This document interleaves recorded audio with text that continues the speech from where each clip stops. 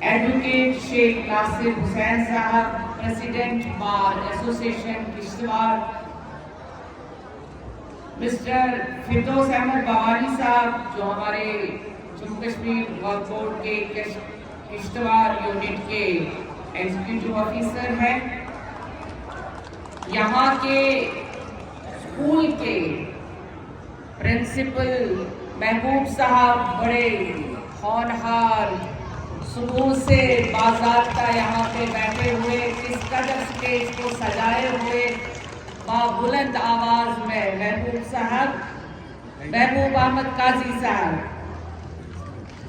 اور district officers, official sitting ہمارے ساتھ، ہمارے وقف بورڈ کے جموں کشمیر وقف بورڈ کے جموں کے جو پورا ایڈمنسٹریشن دیکھتے ہیں، کیس آفیسر شری عابد حسین صاحب اور باقی ائمہ حضرات، سامنے ہمارے بچے، ہمارے کاشف صاحب بھی ہمارے اسٹیج پہ بیٹھے ہیں، سامنے آصف صاحب وغیرہ سبوں کے میں نام نہیں جانتی ہوں، چہرے اب پہچانتی ہوں، تو سبوں کو میرا السلام علیکم ورحمۃ اللہ وبرکاتہ۔ آج مجھے بہت خوشی ہے کہ ہمارے اس اسکول کا 120واں جو سال ہے، یہ کوئی عام بات نہیں ہے، ایک صدی ہوتی ہے، اور ایک صدی میں اسکول نے یہاں پر جتنے بچوں کو پروان چڑھایا، تعلیم دی، تعلیم سے آراستہ کیا، اور یہ کشتواڑ اپنے آپ میں ہی تعلیمی طور پہ بہت ہی سرخیز ہے۔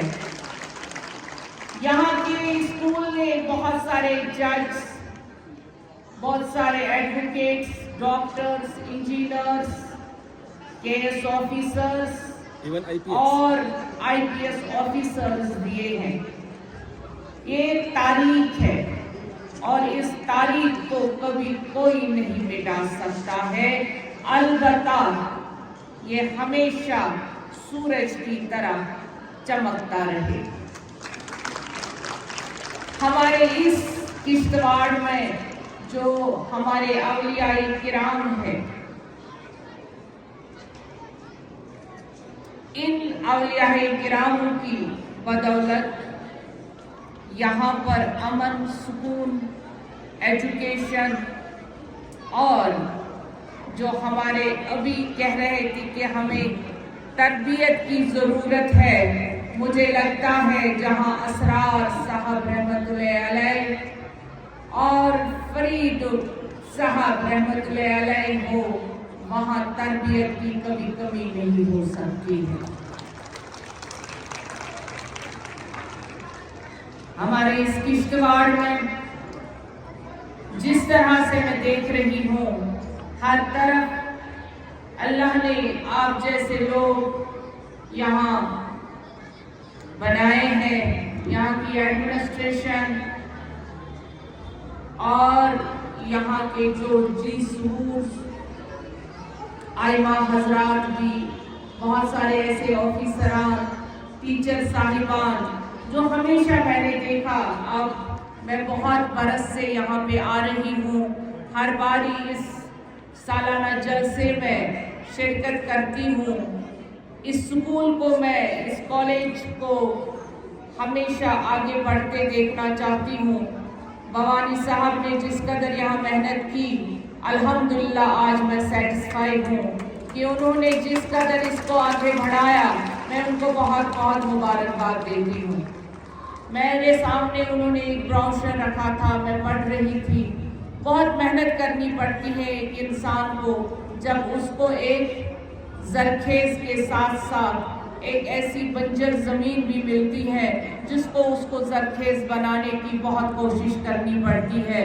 ویسے ہی میں ناصر صاحب، اپنے بھائی ایڈوکیٹ صاحب کو بتانا چاہوں گی، جو وہ یہاں پہ بتا رہے تھے، مجھے اچھی لگی ان کی باتیں، میں بتانا چاہوں گی یہاں کے کشتواڑ کے باشعور جو شخصیات بیٹھی ہوئی ہیں، ان کو بتانا چاہوں گی کہ وقف ادارہ 16 مارچ 2022 जब जम्मू कश्मीर वक्फ बोर्ड बना तब डॉक्टर दरख्शान राबी के सामने एक बहुत बड़ा चैलेंज था।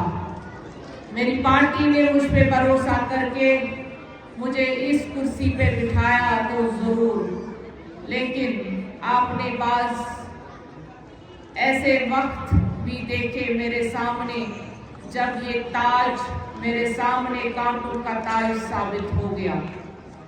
ये जमीन इतनी जरखेज नहीं थी जितना हम समझते हैं।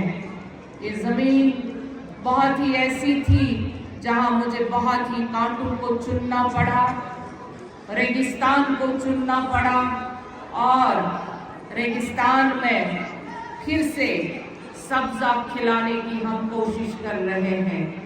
आप सब जानते हैं, यहाँ पे एडवोकेट साहब ने बता दिया, मुझे बार बार बताने की जरूरत नहीं है कि ये इदारा सियासत की नजर हो गया था।